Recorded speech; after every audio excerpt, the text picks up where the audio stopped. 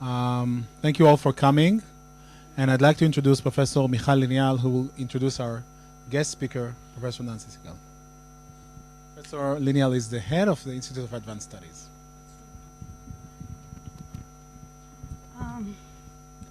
Okay, אחר הצהריים טובים. Good afternoon. Allow me really to introduce myself, but more importantly, this institute. I'm Michal Lineal, and I'm the director of this institute that is called the Israel Institute for Advanced Studies, which is, as you know, located at the Hebrew University of Jerusalem. So I'm really delighted to open and to welcome you for this special outreach lecture on such a fascinating topic. And of course, welcome to our special guest, Professor Nancy Segal from California State University. This special open lecture is really one of the highlights of a research group on influential child that spent the last few months in our institute as a research group, and really studying the impact of children on parents and their surrounding environment, and vice versa. So really the relationship between children and parents and so on. It's really a great example for, I want to use it as an example to what is really the essence of this institute, in the sense that we really try to build up some unique atmosphere, unique environment for research group that can come together, sit together for a couple of months, 5 months, often 10 months, and open a dialogue and a cross-disciplinary discussion that is much beyond what is usually happened in, let's say, classical department or even classical institutions. So we really, I want to share it with you, because it's not only those meetings. I mean, we are very happy for those outreach and open public lectures, but actually we have research group, we have conferences, we have schools, and quite a lot of creative idea. We are open to more ideas that can come from you, and just be aware that there are a lot of activities, and this is just a good example of it. Now, just not to take too much time, because we are a bit late already, I want to tell you a small story. The story is about Orna Kupferman, who some people in the audience, of course, knows her, because she was a chair of the computer science department at the Hebrew University a couple of years ago, and she's now, by the way, the pro-rector of the university, and she gave a course, one of those introduction course in computer science for, I don't know, maybe you can help me, 100, 150 students, and she had to be abroad at some time, and she sent her twin sister, Tammy, to give the lecture. Now, none of the 200 students really noticed that it's a different lecturer, actually. And but we heard some rumor later on that although she was very much okay, she seems to be a little bit out of focus in some points. So that was the only hint something was might be wrong. Now, by the way, Orna specifically asked me to record this a lecture, and she's abroad now, and to send it to her and to Tammy, and that's what we are doing. So with this note, I think it's a good time to turn the stage to Nancy, and please.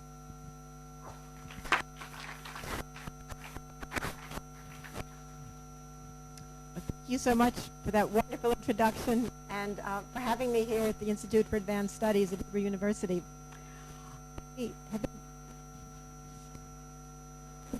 All right. Well, to me. So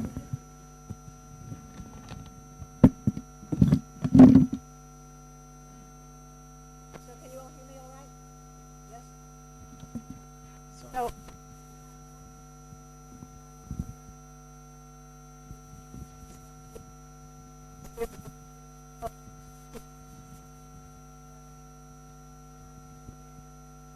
January 1985 for the 40th anniversary reunion of the twin survivors of the Holocaust. And now I'm here again and discovering just wonderful and beautiful things about the city of Jerusalem. So the title of my talk this afternoon is Twins, the Science and the Parenting Behind the Fascination. And I hope that there'll be something here for the academics, for the parents, and for maybe the twins who are here in the audience.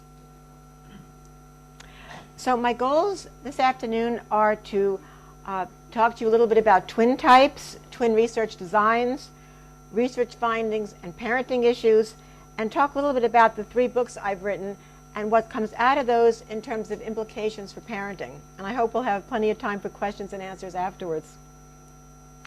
So most people find twins interesting, and for me the interesting question is why?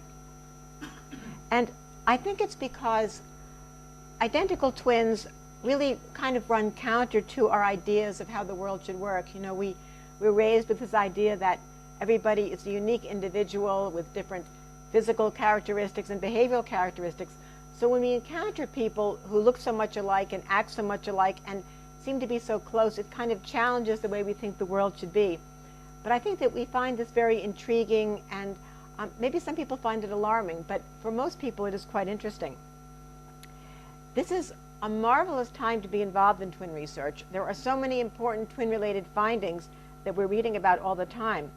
For one thing, at least in the United States, the twinning rate has increased dramatically, from 1 in 60 infants in 1980 to 1 in 30 currently.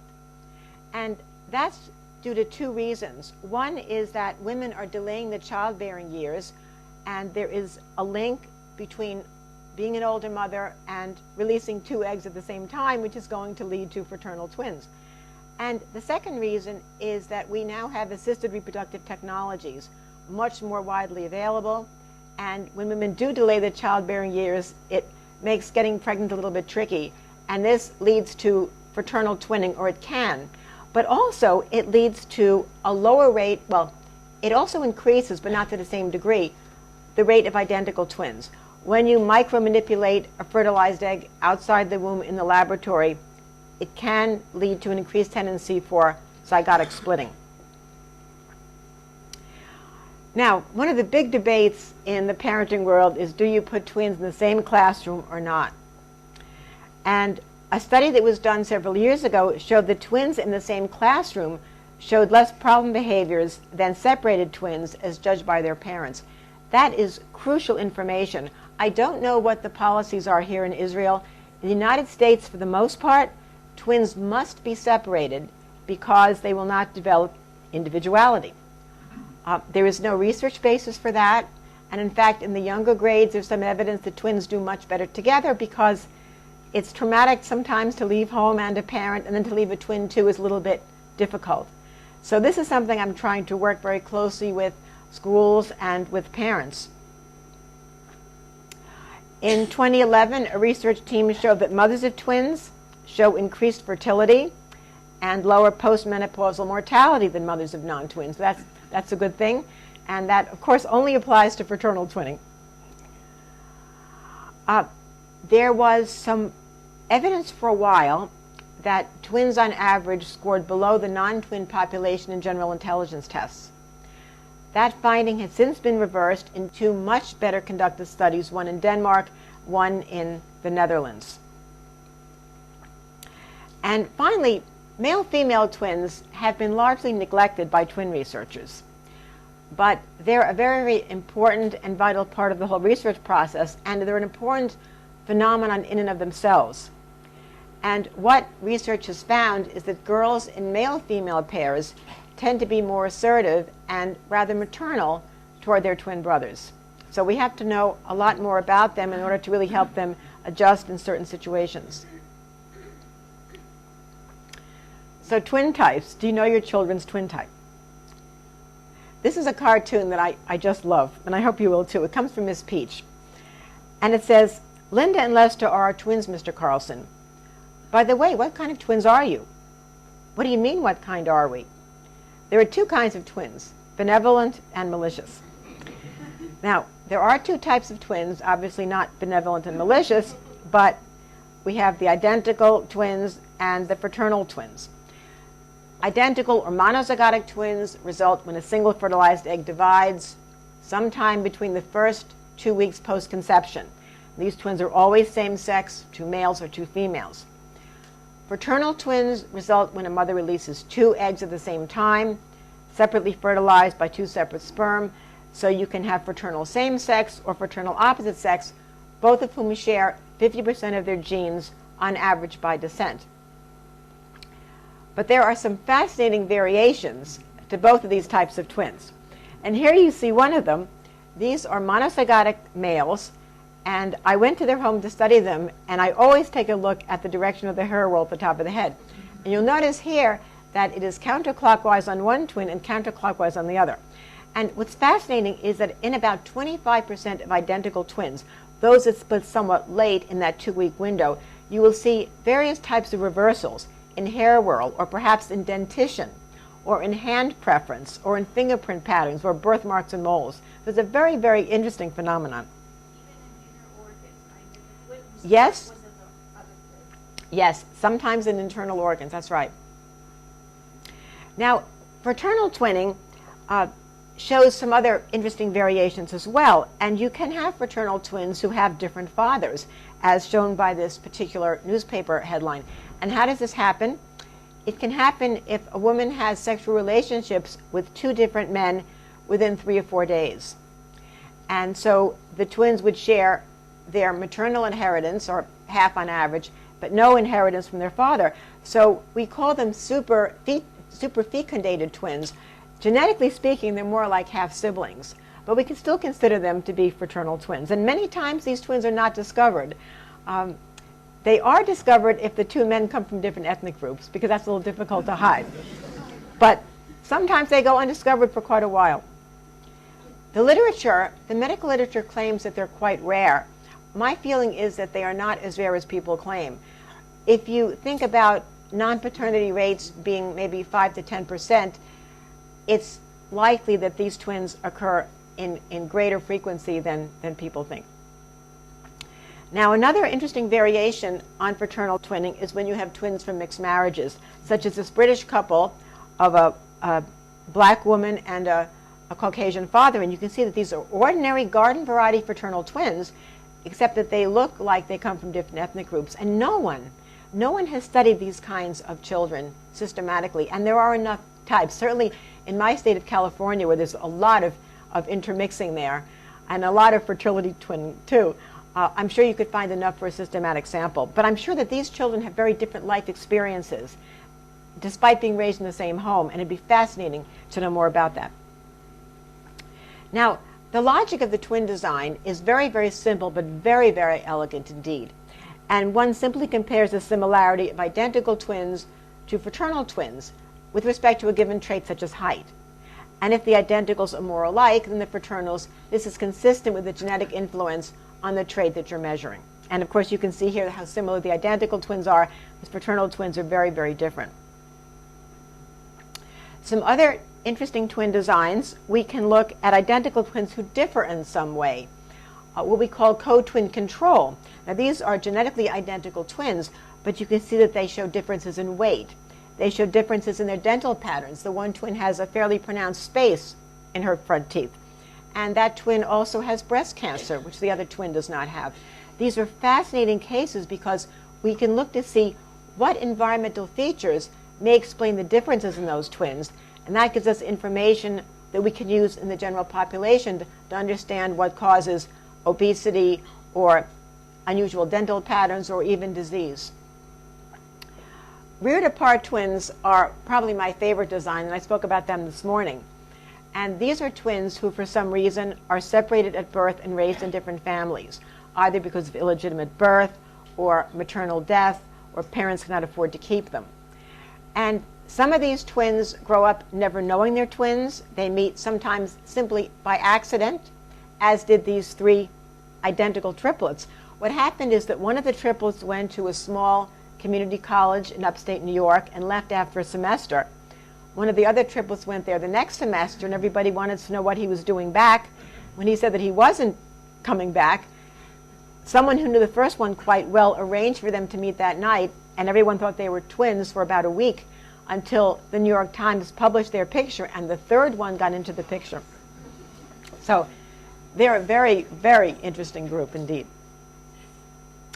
And the boy-girl twin designs, again, these have been largely overlooked by investigators, but they're getting much more popular now as a way of studying sex-related differences in behavior. You've got the family environment controlled, the ages are controlled, the prenatal environment is controlled. And what's fascinating is to see the sex differences. I mentioned them a little earlier. Given the females generally earlier physical and intellectual and social maturity, this sets up a kind of maternal relationship between the girl and the boy, which is not necessarily so great for the boy. And while I really believe that school separation should not be a general policy, it might be advisable in some cases here, just so that the boy develops a self-concept and a little independence. But again, I believe I'm doing it in a case-by-case basis. These are not really twins, but it's a fascinating kinship that I've gotten very excited about lately. These are virtual twins, composed of same-age, unrelated siblings. And they occur in two ways. The little girls that you see are composed of a biological daughter and an adopted daughter. They're only 4 months apart, but raised together like twins. And the little boys were both adoptees that came into the family about 3 months apart. So their birthdays are very, very close in time. And what they do is they give us a pure estimate of environmental effects on development, because the only reason these children are alike is because of their shared environmental features. So I've been studying them and finding some amazing differences between them. I mean, their IQ similarity is very, very slim, and if you think about that compared to how similar identical twins raised apart are, it really gives you a good handle on the effect of genetics. So why study twins? For a number of reasons. Twin studies are informative, giving us a lot of information about the genetic and environmental factors that underlie behavioral variation. But there's also a personal side to what I do, and that is that I'm a fraternal twin. You certainly couldn't tell by looking at me, and if my sister were in the audience, you couldn't tell either because we look so different. But there we are as toddlers with our mother. I'm the twin on the right, my sister's on the left, and then here's a more recent picture of the two of us. Just to give you some perspective, she's 4 inches taller than I am. Her hair is naturally curly, and mine is fairly naturally straight. So we're very, very different children. But that is what got me interested in this field, because I was so fascinated with how two children could be in the same family, share so many experiences in common, and end up being so different. And so what did the quantitative twin studies tell us? And they tell us that genes affect virtually all behaviors, but not always to the same degree. So if you take a look at this particular chart, it tells you the degree of genetic influence there. And so for height, we find a 90% genetic influence, general intelligence more like 50 to 70, special mental abilities and personality traits about 50. Sexual orientation is about 35% for males, 18% for females, vocational interests about 40 to 50%, and job satisfaction about 30%. But what do those numbers really mean? There's a lot of misunderstanding. It does not mean for height, for example, that I could take a person and slice their height into a 90% genetic effect and 10% environmental effect. What it means is that if I measure height in a population of people, there's going to be variability among them. Some tall people, some short people, some in-between people. And that variability is linked to genetic factors and environmental factors. So the twin studies tell us that about 90% of the variation among people is linked to the genetic differences among them, with the other 10% being linked to environmental effects. Now, that does not mean that for a given child that maybe the environment is virtually completely responsible. If a child suffered from malnutrition or suffered from an accident or an illness, the environment would have a much greater effect in that particular case. Also, these numbers can vary based on the general situation too. In some climates, height might have a higher genetic influence or a lower one. So I've already told you what the numbers really mean, but now we want to talk about the implications for parenting. And one thing that I think comes out of all this is that fair treatment does not mean equal treatment. Treating children exactly the same may not be in the best interests of both children. And what I mean by fair treatment is providing sensitive parenting, being aware of each child's individual differences, strengths, and talents, and responding to them. So if one child wants drama lessons and one child wants computer lessons, don't make them both take drama lessons. It's probably not good for the one who's interested in the computer. Nurture and sensitive parenting is paramount. And separate time with each twin is important, especially for language skills. While we know that twins do not score below non-twins in general ability, they do seem to show some deficit in language development. And it used to be thought at one time it was due to prenatal considerations, maybe early births or not enough prenatal nutrition. But now we know that it's really due to the fact that they spend so much time with one another, even fraternal twins, less time with people outside the twinship, and many of them develop these private ways of communicating, private words, even private gestures. And it's also known that while parents of twins speak more to twins than parents of singletons speak to their singleton children, each twin as an individual gets less language experience with the parent. Parents are more controlling in a language situation because it's more chaotic having twins. So it's important for twins to have separate opportunities with their mothers and with their fathers. Parenting issues that come up so often is same versus separate classrooms, and I've already alluded to this, that I really think you have to handle it on a case-by-case basis. Dressing twins alike.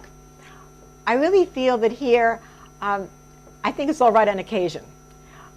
First of all, let's talk about fraternal twins. They really look kind of silly in the same outfits. And so, because their bodies are differently made, and maybe different colors or different fabrics look good or feel good on some children, not others, it's probably not the case that parents of twins dress them alike. But for identicals, it can be fun.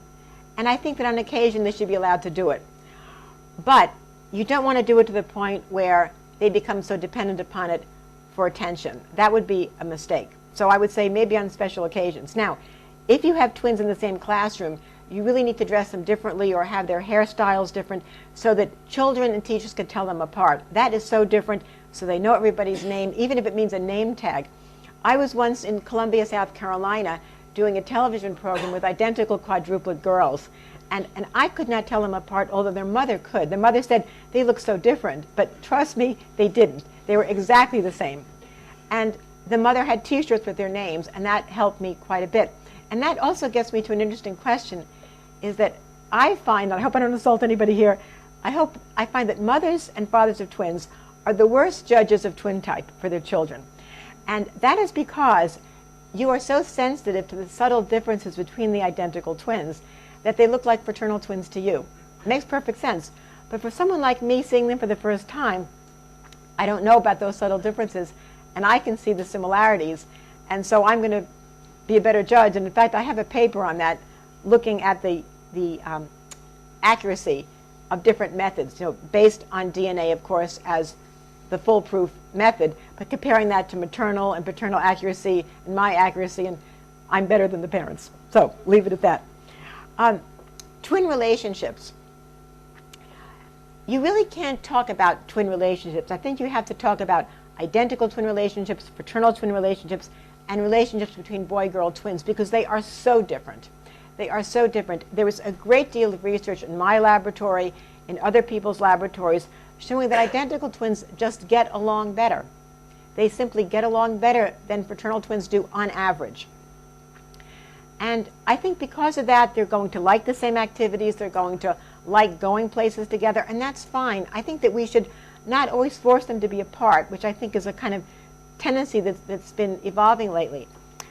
Fraternal twins often have different opportunities, different interests, different talents, and may just gravitate towards different things, and so should not be forced to be together just because they're twins. And boy-girl twins, they tend to like boy things and girl things, and maybe some things in common, and so there I think you just simply play it by ear. So let's talk about these a little more specifically. And I wanted to tell you about a website, maybe some of you know it already, called twinslaw.com.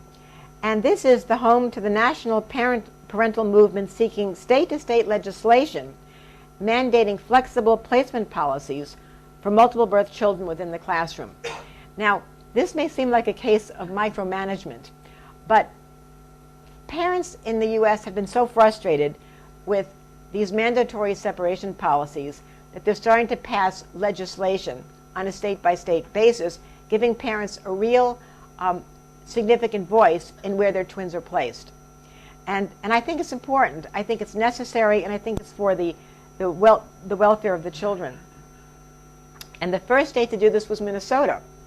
Unfortunately, this was done after I left Minnesota, but it was sponsored by Senator Dennis Frederickson, who himself was the father of twins. And often it takes the parents to really understand the importance of something like this. So currently, it's been passed in 12 states, sponsored in 10, awaiting sponsorship in 10, and resolutions passed in 2. Now, another thing I want to talk about are accusations of cheating. Okay. So, if your identical twins or fraternal twins are going to be in the same classroom, then it is very important that during exams they be put on different sides of the room. Let's look at this quote from the Bedzers, legendary cricket stars from England. Cricket stars Alec and Eric Bedzer of Great Britain were legendary even as children. Their identical test scores raised suspicions among their teachers that they were cheating. However, the twins produced the same correct and incorrect answers even after they were tested apart. I have been involved as a legal consultant in probably 8 to 10 cases involving cheating by twins. They come up with the same answer, same essay, whatever. And there's no basis for the cheating accusation except that the twins were in the same classroom and the work is the same.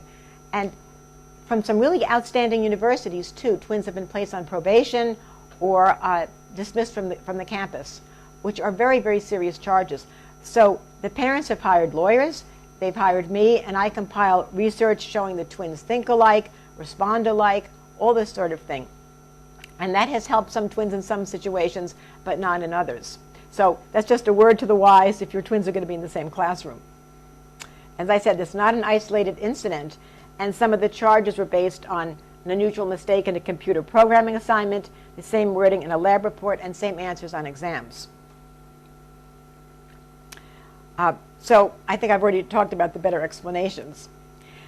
Dressing alike, we've talked about that already, and you can see that many twins dress alike.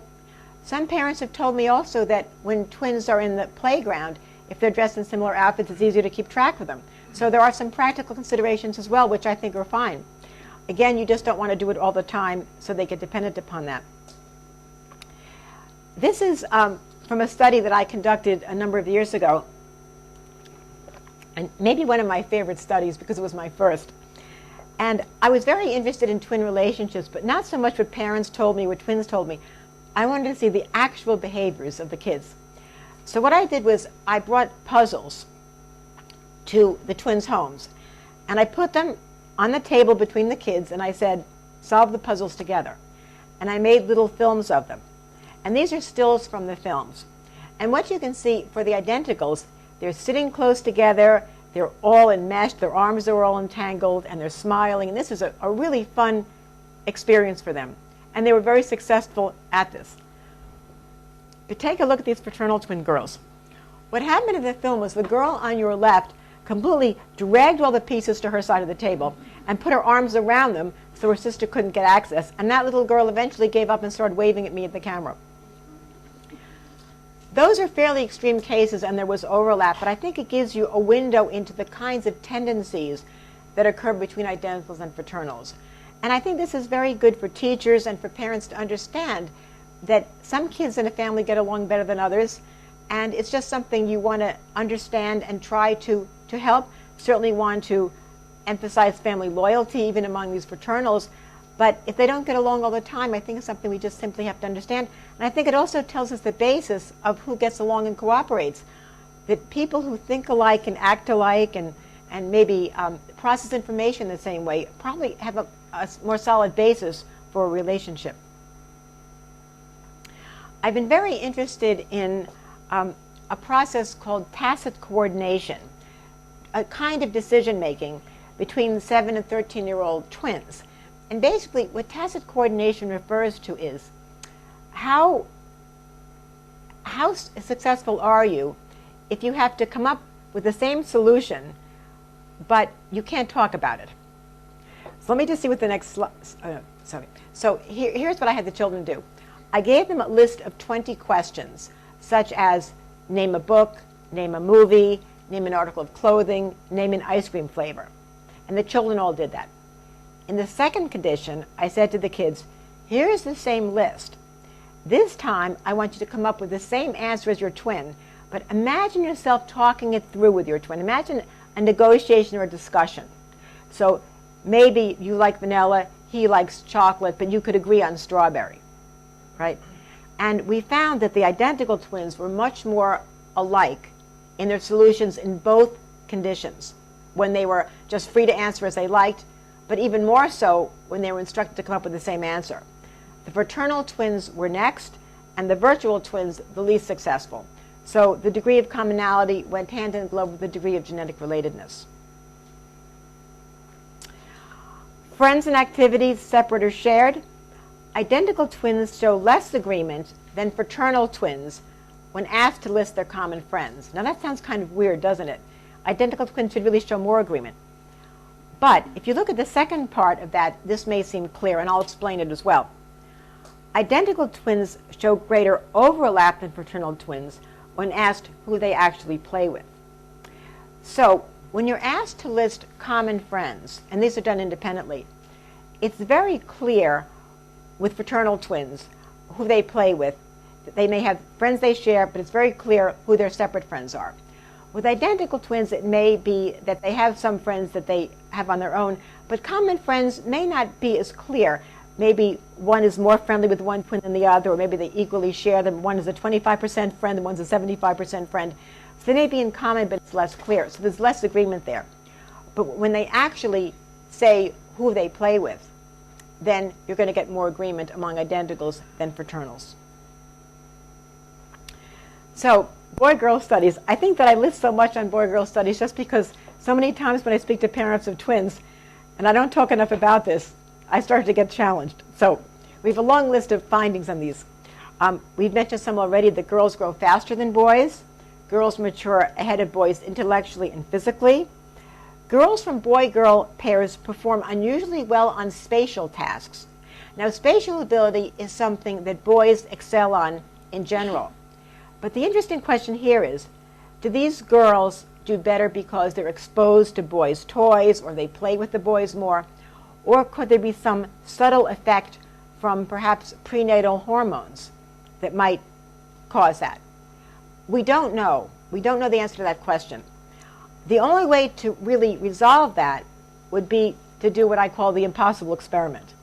And that would be to compare boy-girl twins raised apart as children, so they would have the prenatal link but not the social one.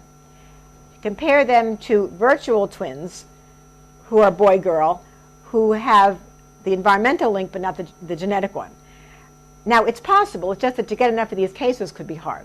So I call it the impossible experiment for that reason. Boys from boy-girl pairs do unusually well in language skills. And that may be through the social experience they have with their sister. Maybe there's some hormonal effect there as well, we don't know. Girls from boy-girl pairs tend to mother their twin brothers. Boys with twin sisters tend to like the maternal role. They may be very comfortable having a decision maker there, but ultimately it may not be great for them. Girls from boy-girl pairs tend to show more assertive and risk-taking behaviors. Again, is that from modeling, or is it something linked to hormones? And the above raised developmental issues concerning school, self-concept, and twinship. Okay, so I'm going to move on now and talk a little bit about some of the books that I've written. I've got one copy of this book here with me, and I'm going to give it to you for the center, right? But hopefully you can share it with other people. This is a book I published in 2005, and I did it because, well, first of all, what it is a compendium of 12 really interesting twin pairs. One triplet set, one quad set, but 12 very interesting cases. And I felt that for a while the quantitative twin studies were hiding the humanity in the twinship. So what I wanted to do for twins was kind of like what Oliver Sacks did for his psychiatric patients, to really provide the humanity and the science behind it. So I'll just tell you about a couple of the pairs. One I call beer cans and key rings. And these are twins separated at birth, Mark and Jerry. I spoke about them this morning. They met when they were in their early 30s by chance, because one was recognized for the other, even though he was 90 pounds lighter.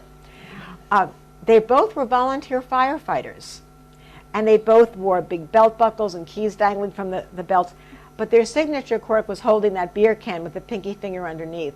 And you could call it a quirk, you can call it what you want, but I don't think of it as that. I think of it as something kind of scientifically interesting, because they both do it. And why? Maybe because of the way their hand is, or maybe because they think beer is so precious I don't want to drop anything. But it sets off a whole new way of thinking about why we do the things that we do. Switched at birth, pair number 2. Now, this is a case in Canada, quite fascinating. These are the real identical twins, Brent and George, and they were placed in temporary foster care for 2 months with Marcus, an unrelated boy. So an elderly couple was caring for the 3 babies. When the twins' parents went back at 2 months to claim the children, the twins had been moved to another location because the elderly couple couldn't take care of them. But what happened was the right records went with the wrong children, and so instead of moving Brent and George, they moved Marcus and George.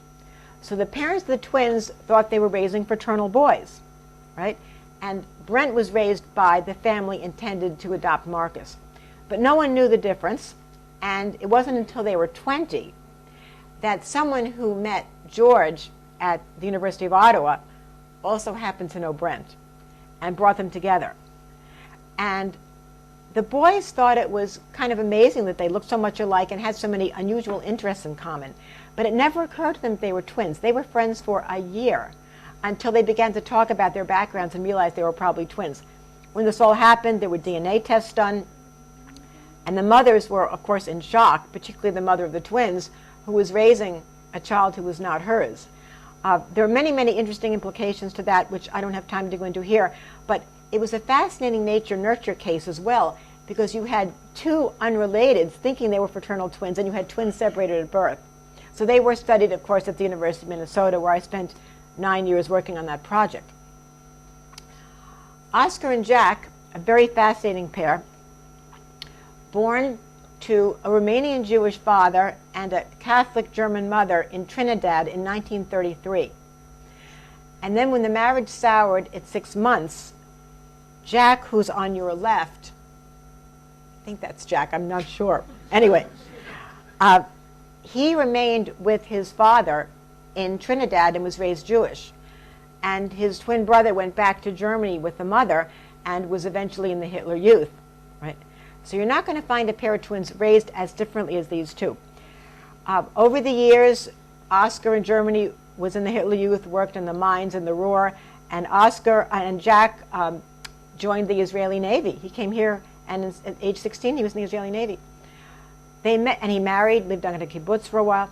They were reunited at age 20 in Germany, and it was a very cold reunion because they couldn't speak the same language, and they had very different historical and political understandings. They left each other assuming they'd never meet again. The Minnesota study of twins raised apart started in 1979. By this time, Jack and his family had moved to San Diego, and they learned about the study and contacted the director, who was very interested in this case. They contacted Oscar in Germany, and he was willing to come to Minnesota. And they were so alike in intelligence, in personality, in their signature quirks. Just to give you an example, they both washed their hands before and after using the toilet. They both put rubber bands around their wrists, and they both read books back to front. And if you put a vase with flowers in the middle of the table, they would shove it over because you couldn't see the person on the other side. I mean, I can go on and on and on about these similarities. I don't think there were genes, specific genes for these behaviors, but there were probably broadly based personality traits that underlie them. The fascinating thing about Oscar and Jack was that in their conversations, they knew that had they been switched, if Oscar had been raised in Trinidad and Jack in Germany, they would have ended up becoming the other one. and adopting a philosophy and a history and a political view that was completely repugnant to them. I mean, it's a fascinating idea, actually, that really shows you how context makes a huge difference. I will give you another example, though, of how the content of their behavior was quite different, but the actual strategy was the same. Jack always worried that people would discover his German roots in British-controlled Trinidad, so he became very pro-British. And Oscar worried about his Jewish roots in Germany, so he became very pro-German. So they both, one was pro-British, one was pro-German, but they became very pro whatever country they were living in. Anyway, a lot I could say about them. So what the separated twins, these three that I've shown you, and other twins tell us? That most behaviors are influenced by genes to some degree. And most identical twins like the same things. Fraternal twins are much more variable. Most identical twins feel very close to one another, and fraternal twins are more variable. Jack and Oscar are a great example of twins who felt very close and still hated each other at the same time. And Brent and George, fantastic friends in the beginning. They had a rapport with one another that George did not have with Marcus, even though they were raised together. As George told me once, Marcus was doing his thing, and Brent and I were doing our thing.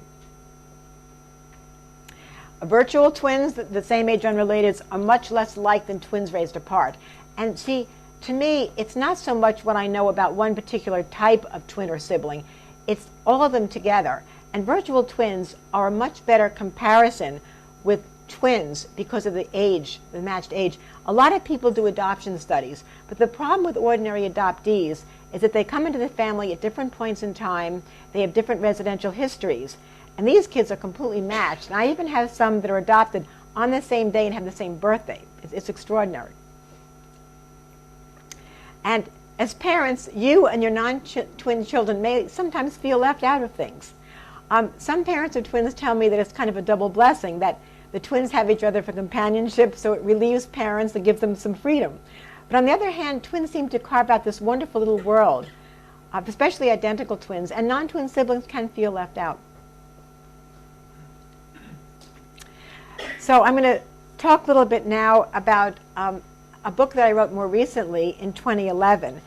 And this is called Someone Else's Twin, The True Story of Babies Switched at Birth. And this is the same situation that I just mentioned with Brent and George, but it's a little different.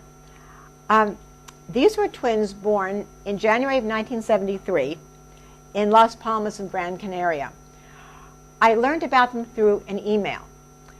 And when I learned about the email and learned about this case, I knew I was going there to study them. So the unrelated twins were Beatrice and Begonia, and the identical twin of Begonia was Delia. Now, she looks kind of different here. Believe me, they look exactly the same, but these are childhood photographs and different angles and all this sort of thing, so they don't look exactly the same. And what happened was they were born days apart in a very crowded nursery in Las Palmas, kept in the same incubator. A nurse took Delia out for a medical procedure, brought her to the wrong location when she came back, causing Begonia and Beatrice to go home as fraternal twins and Delia to go home with Beatrice's parents.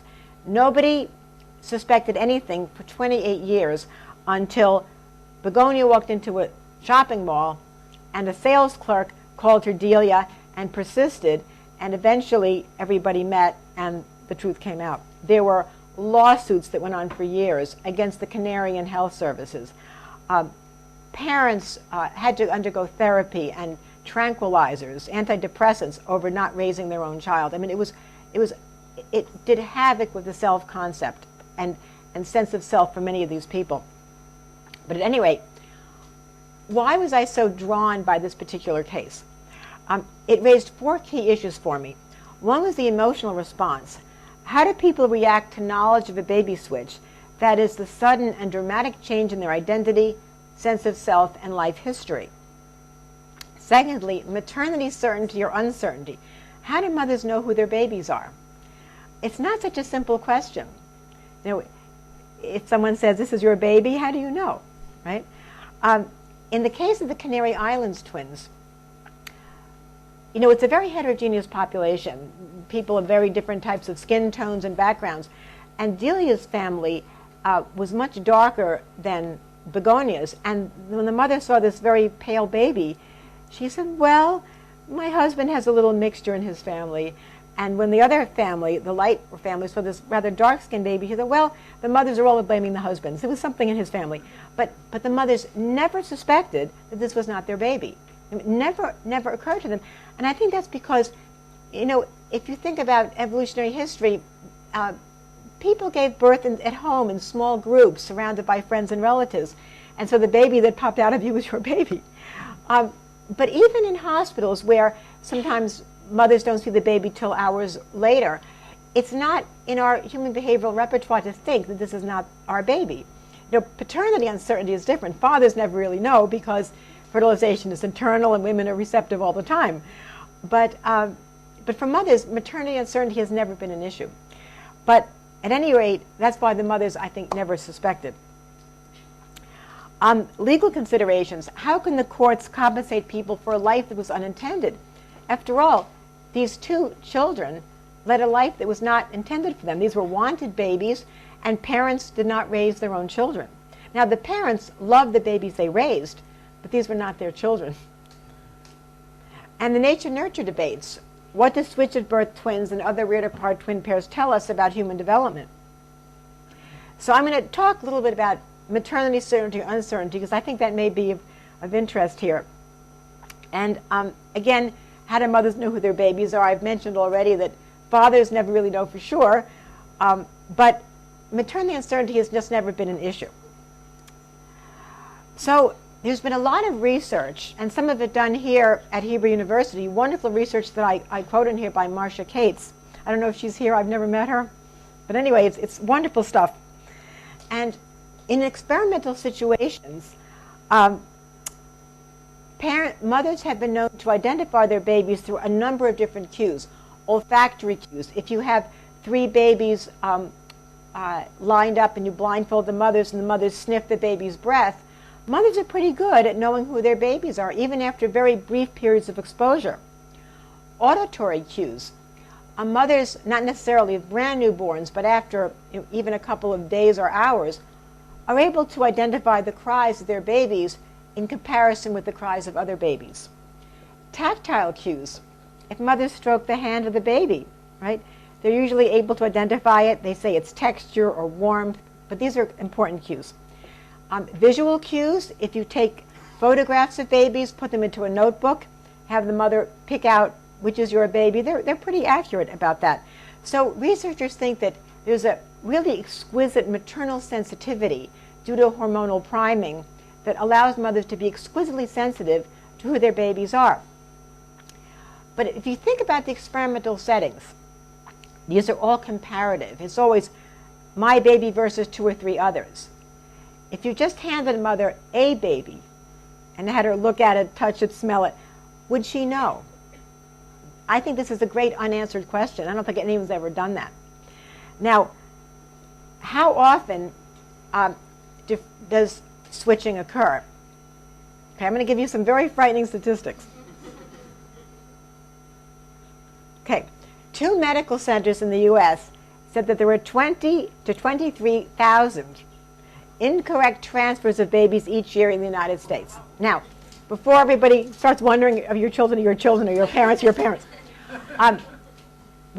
what you mean by a transfer could simply be just bringing the baby to the wrong room for a second and bringing it right back. But you have to imagine that if this many occur, there have to be some that are not corrected. And, you know, we really just don't know. And if single babies are involved, I think it's pretty unlikely that people are going to discover this. I think if fraternal twins are involved, it's pretty unlikely that people will discover it. It's only identical twins where it's more likely people will discover it because they will be confused for one another. And since I got involved with the Canary Island twins, I was able to document about 5 other cases that have occurred around the world of switch-at-birth babies, or switch-at-birth twins, I should say. But there probably are other cases that we will never discover. Now, at St. Joseph's Hospital, where I'm from in Orange County, between 1998 and 1999, there were 5 incidents of ordinary single babies who were switched. And it varied from being just put into the wrong room to actually letting a mother take a baby home, right? In one of those cases, the mother was given a boy, and when she started playing with it, it was a girl. And so obviously it was a switch. Only one out of the 137 pairs in the Minnesota study was switched, and that was the pair we talked about earlier. Let me just say one word about the baby switching. There's been a lot of work done on accurate, I'm going to put this back so you don't get all involved in that, on how you, or what you should do to accurately link a mother to a baby. And I have to say that when I went to Spain, to the Gran Canaries, I also went to Madrid to interview a doctor, Garrido Lestache, who has spent virtually his whole career studying the best method for mother-baby identification. And some people have used electronic bracelets or name tags. I mean, there's many, many things. But what he says is what you should do, and these have been adopted in Spain. So Spain is really well ahead of many countries in this. You take the fingerprints of the newborn baby, and he has a whole technique for how this is done without hurting the baby in any way. And you take the fingerprint of the mom. And then upon discharge, you repeat this and make sure it stays. This is a very simple, very easy method. Footprints are not good because they can change, and they're often very unclear. They're harder to get. There was a proposal in the U.S. to use DNA testing, and that, of course, would be probably the most accurate. Do a DNA sample upon the birth and upon the discharge.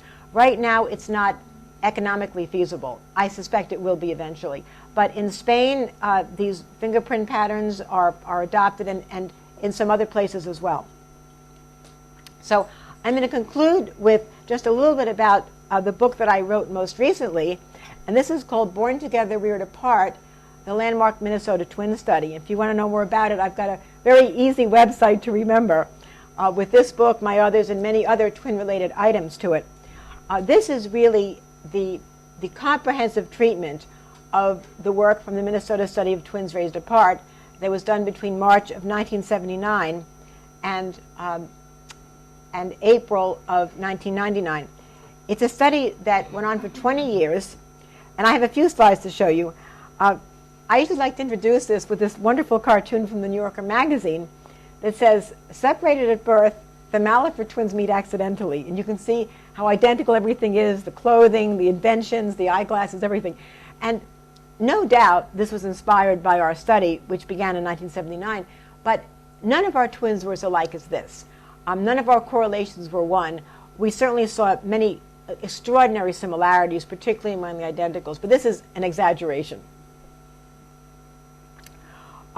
We were very fascinated with body posture, and we took unposed photographs of the twins on the first day they came to the university. You can see how similar these twins are standing, how they're holding their hands, and compare that to the fraternal twins with different body postures and different facial expressions and all of that. We've never published these data, which I think is a pity, because, you know, if you think about how you're all sitting and gesturing, you know, some of you might have your legs crossed or your legs out, and it's because your bodies are put together certain ways and you're more comfortable in certain situations. And I think really that's what's driving this. These are the twins that launched the study, the famous Jim twins who were reunited in 1979. They were so similar in so many ways that the media picked up on it, and it was this particular pair that led Professor Bouchard to invite them to the university. And there was more coverage there, and that led other reared apart twins to come to seek us out, and eventually we went from one pair to 15 to a full-fledged study of 137. This is a fascinating pair of twins, Kerrie and Amy. Not identical, but very, very similar looking fraternals, and they're the only pair in our series to have met through mistaken identity. See, most fraternal twins meet because they have to do a search, but not because they're confused with one another.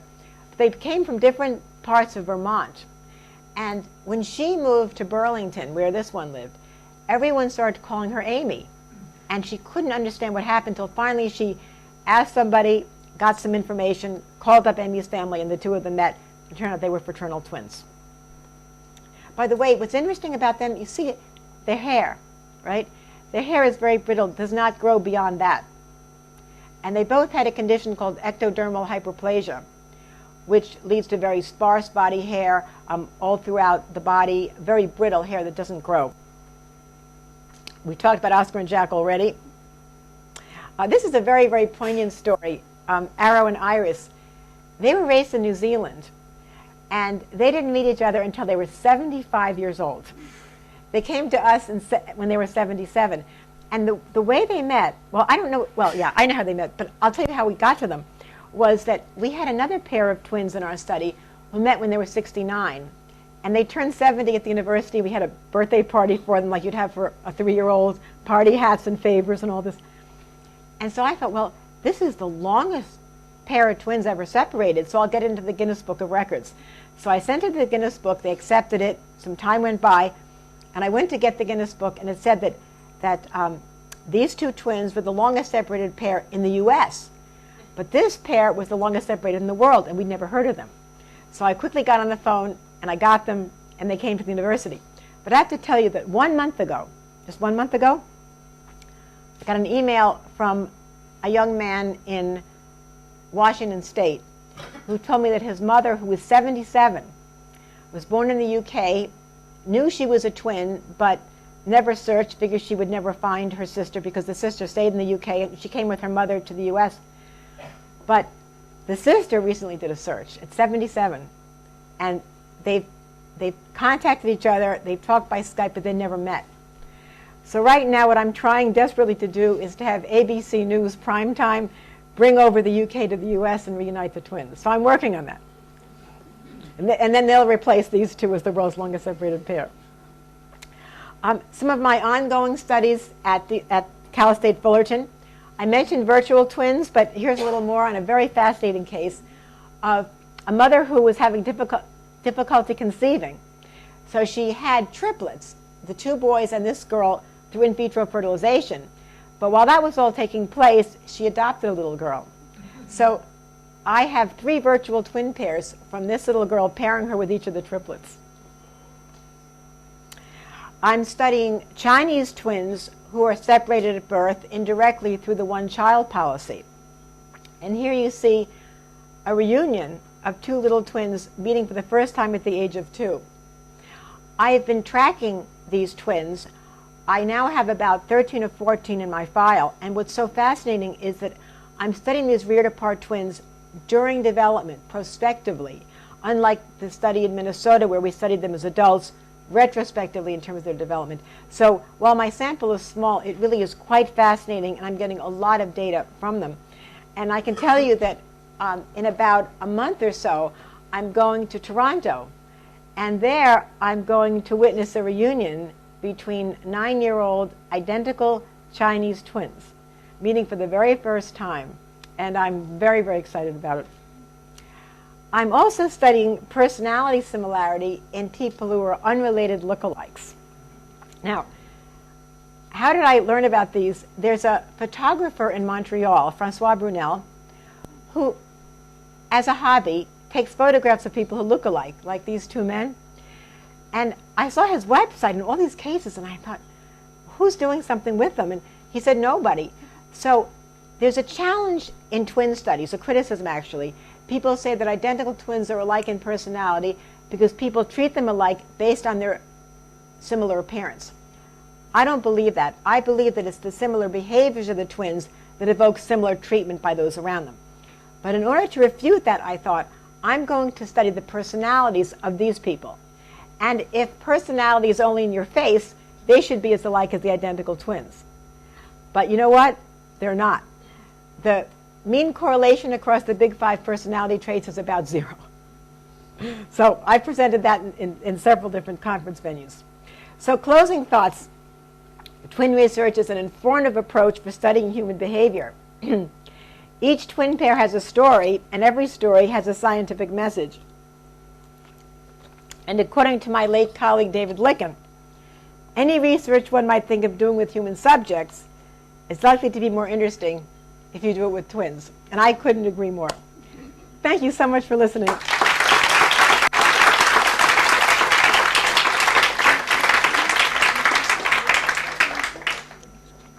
So if we have time for questions or comments, that would be great. Yes?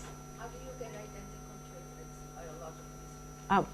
So how do you get biological triplets, genetically speaking?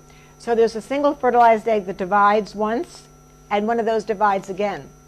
And in fact, the identical Dione quintuplets that were born in Canada in 1937, they were studied very intensively by William Blatz and his colleagues. And he has a marvelous set of diagrams where he shows, now we don't know this for sure, how the different splits occurred to lead to which of the quintuplets, based on fingerprint patterns and based on mirror image reversals of some characteristics. So it's just basically the different pieces splitting it.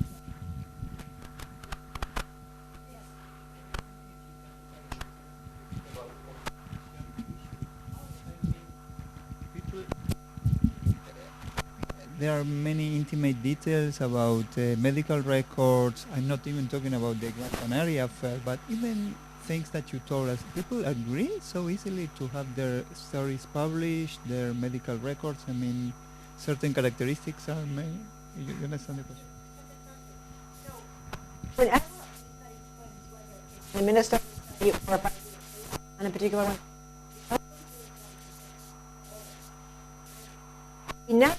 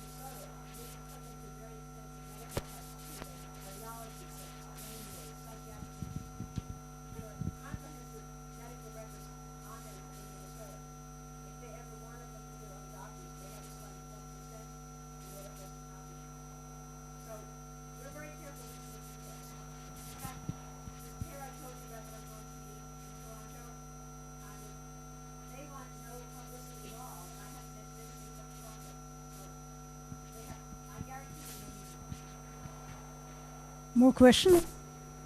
Yeah, right here.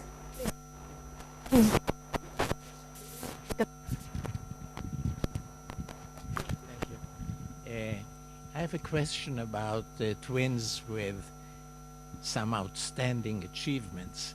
So, for example, are there examples that were studied, first of all, identified, of identical twins, say, raised together, who became outstanding scientists, musicians, and by the same token, maybe very bad criminals? Raised together, made extraordinary achievements, art and science, and there are examples of that. Can you name?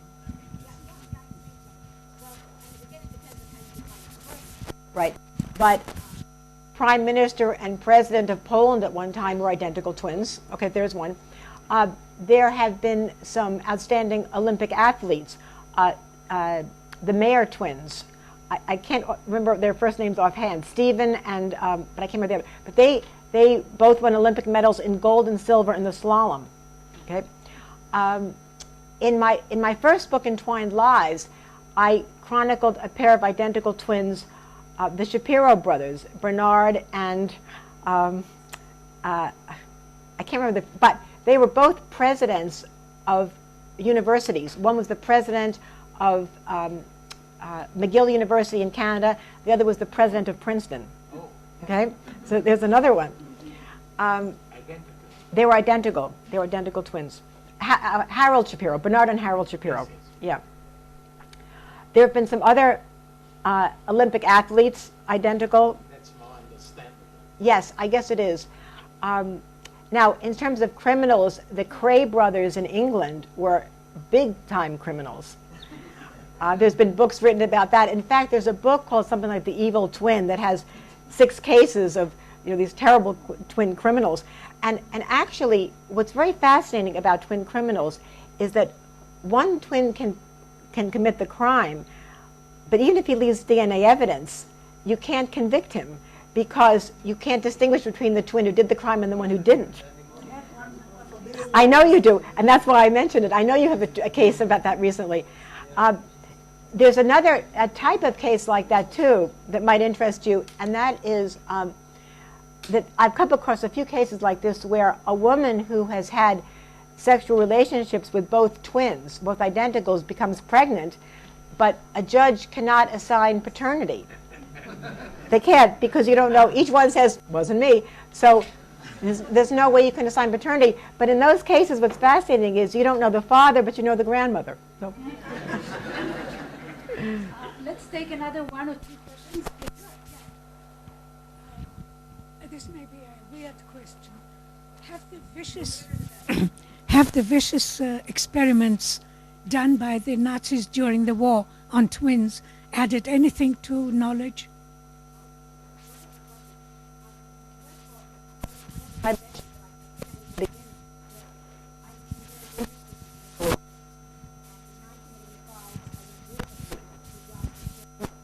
Auschwitz and then to Yad Vashem, first for the memorials in Poland and then on to the public hearing that was held here in '85. So the question was, is there anything of scientific merit in those studies? And I think the answer to that question is no. First of all, you've got to remember that the data were gathered under the most atrocious circumstances, starving children and emaciated and all that sort of thing. The other thing is that in my research on that, it seemed that even if the research were gathered correctly, there was no evidence of distinguishing identical and fraternal twins. So that's another thing. There were some twins, some pairs of children that were actually put together and said they were twins. Because if you were a twin child, you were safer for a while. And so there was an adult twin who was in charge of some of the twin boys, and he just grabbed these 2 kids and said, you say you're twins, you say you're fraternal twins. So, no one ever checked that. But I was actually at a conference at the University of Minnesota where I used to be during this study. And Arthur Kaplan, who's a well-known bioethicist, now at the University of Pennsylvania, put together a conference to assess whether or not any of the Nazi data should be used. And that was prompted by a professor at one of the other campuses who was interested in using some of the data from the freezing experiments at Majdanek.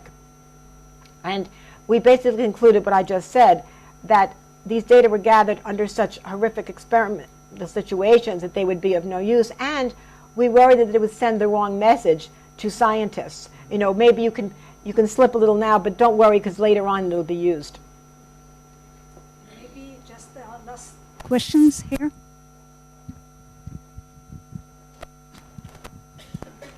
What areas are where lies the biggest impact of nurture? What are the most interesting things you found about the impact of nurture? Yeah. Situations, one with job satisfaction, that showed a fairly modest genetic influence, about 30%. We find that religious affiliation, are you Jewish, are you Catholic, what are you? That comes largely from the home. In contrast, though, religious commitment or involvement or activity seems to be a genetic influence, but the actual affiliation seems to come purely from the home. And I think Oscar and Jack were a great example of that. We find that parents are very good at helping shy children to get over their shyness. There was a study done by Kagan at Harvard, and he found that among his shy young children, many of them had overcome their shyness by the time they were older. Now, maybe it's a combination of just maturity, but also I'm sure parents had some input to that as well. And social closeness, that was something also in our personality study that had a fairly large environmental component to it. And that, I think, seems to make sense because if you're in a family that tends to treat you well and lots of very nice relationships, you tend to respond in kind. if you come from a family where things are very dysfunctional and not very nice and rather nasty, you may respond in kind there well. Now, there could be some genetic underpinning to that as well, you know, if you're nice or nasty, but nevertheless, that showed a relatively low genetic component. One other thing, not else's study on twins raised together, there was no genetic influence on love styles. That is, are you the kind of person who falls madly in love right away, or do you take your time before you love somebody? There was no genetic influence on that at all. So I see that there are many more questions, so maybe two very short ones and short answers, and please. If one twin have a mental illness, probably the other one will have also mental illness? Concerning mental illness, what is the match or probability between the two? The genetic influence does vary somewhat from condition to condition. It's fairly high for bipolar disorder and for depression, a little bit less, maybe 40% for schizophrenia. Autism is very, very high, maybe 80%. So it does vary from Tourette disorder, more like 50%. So, although we had a set of identical triplets, actually triplets that were two identicals and a fraternal male in the Minnesota study, and they all had Tourette disorder, even though raised apart. So it varies a bit from trait to trait. One. Hello. I would like about epigenetics. You show in the beginning two twins that one had cancer, the other didn't have it. And that can be the reason of epigenetics, that imprinting of the gene and all other influence can be also as well. So we don't know exactly what has happened there, or was there any research done about this?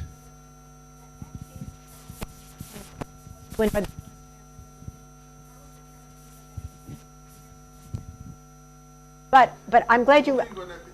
Yeah, but I'm glad you raised that, because epigenetics, which refers to the turning on or turning off of genes. Whether you can have the same genes in identical twins, but if one gets expressed and another one doesn't, then you're going to have differences. So it could well be that. It could be some environmental exposure. You know, breast cancer does not show a very high genetic component from twin research. Much less than you think, 10 to 20%. Okay, I'm sure that there are many more excellent questions, but let's thank Nancy again. And thank you very much.